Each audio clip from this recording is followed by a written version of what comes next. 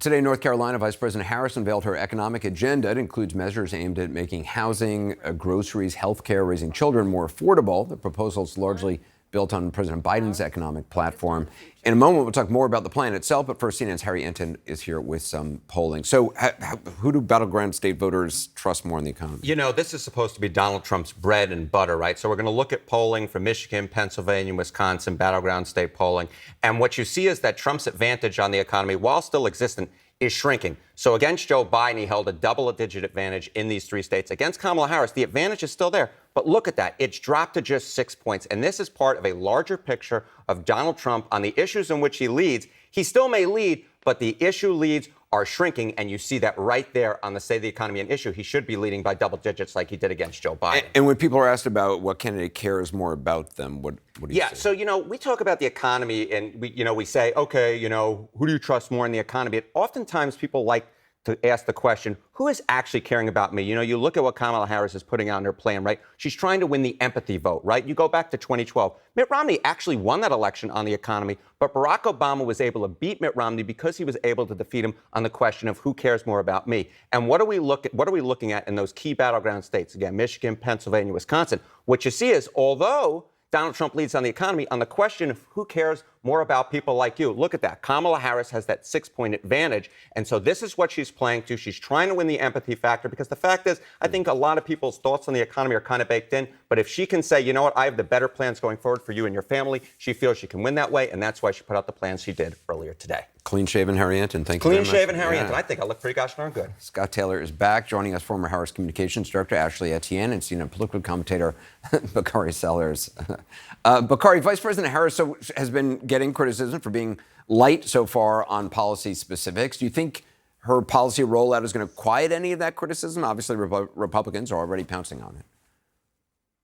I mean, it depends on who you're asking. Are you asking the mainstream media inside the Beltway? Will that quiet the criticism? The answer is no. But for those individuals and the voters that she's actually meeting outside, yes. I mean, she delivered this message today in the Raleigh-Durham area, and she's talking about things that really matter to people. I mean, she's talking about eliminating medical debt. She's talking about making sure people can afford their homes. She's talking about child tax credits. And contrary to her opponent, and people inside the Beltway have had this talking point religiously about the fact that she is not doing interviews, et cetera. But the fact of the matter is that Donald Trump has come downstairs 2 times, one at Bedminster and one in Mar-a-Lago to do an interview. He's done one with Elon Musk, and he went to Montana. But she's actually out meeting people, talking about these initiatives. And today was a good day.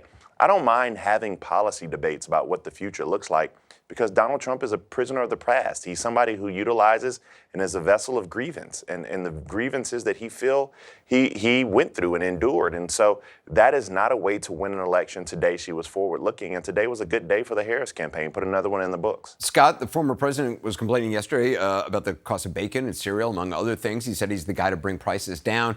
What, as far as you know, is he specifically pledging to do, and why is it a smarter strategy than what Vice President is proposing? Sure, let me first say, I spoke to my own family who they actually live in Delaware. My grandmother and my uncle who were had Obama stickers and a picture in their house. I mean, they're Democrats, and their grocery bill went from $200 to $270, and they're on fixed income.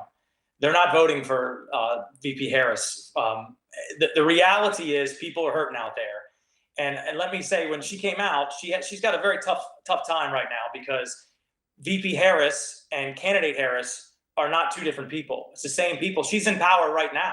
All those policies that she was talking about today, which we can get into and dissect, why didn't she do it before? She's been in office for almost 4 years right now, and people have been getting crushed under the cost of groceries and gas and everything else under this administration. And so if these policies are so great, she's in power right now. Why hasn't she implemented them? Well, actually, let me ask you that question. Because much of what Harris's economic agenda that she's talked about today would require congressional approval. She also didn't really give details about how it would be paid for. To Scott's argument about, well, if she's in power now, why isn't she doing this stuff now? What do you say? Well, I mean, the reality is she is doing a lot of these things now. I mean, the plan that she rolled out today expands on the successful policies that the Biden-Harris administration's already implement, these tax cuts for lower and middle class families, which really has taken us out of the jaws of a recession and built the strongest economy in the world, the envy of the world, if you quote the Wall Street Journal.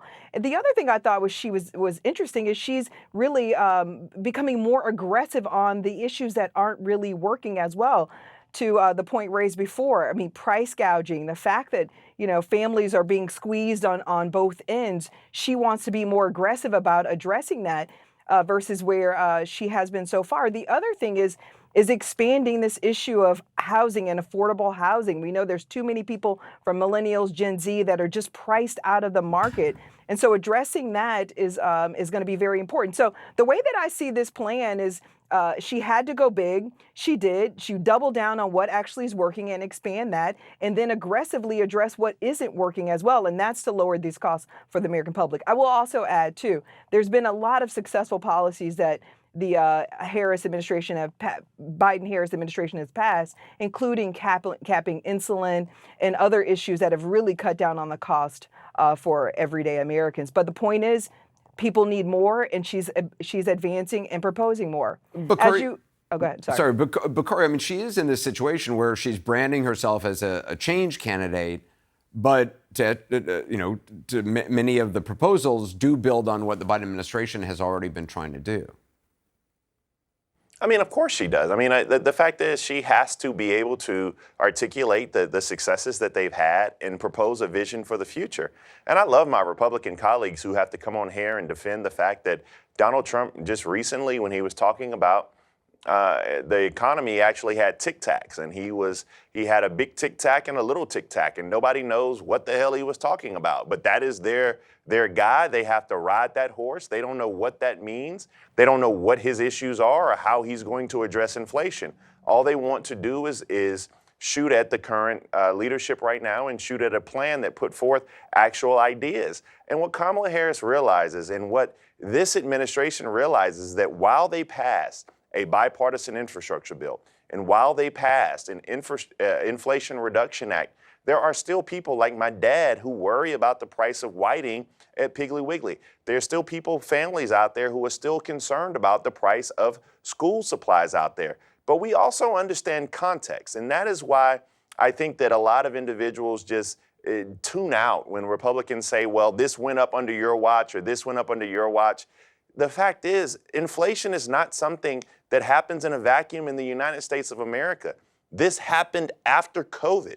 And also we have to realize, and I love Scott, and I would love to hear him fill me in of why Donald Trump was someone who actually ran up the deficit by more than a third. And so while you're criticizing these plans, let's actually have a robust discussion. And I truly appreciate the fact that Kamala Harris laid out an economic plan that's worker focused, that talks about not raising taxes on people who make less than $400,000, that talks about a child tax credit, that talks about putting people in their homes, reducing grocery prices. We're having policy discussions. We're out there not just talking about people's personalities like Donald Trump will.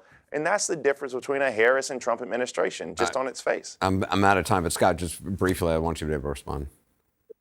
Yeah, listen, look, I take the same position that Obama's economists did, that her plans are not based in reality, because they're not.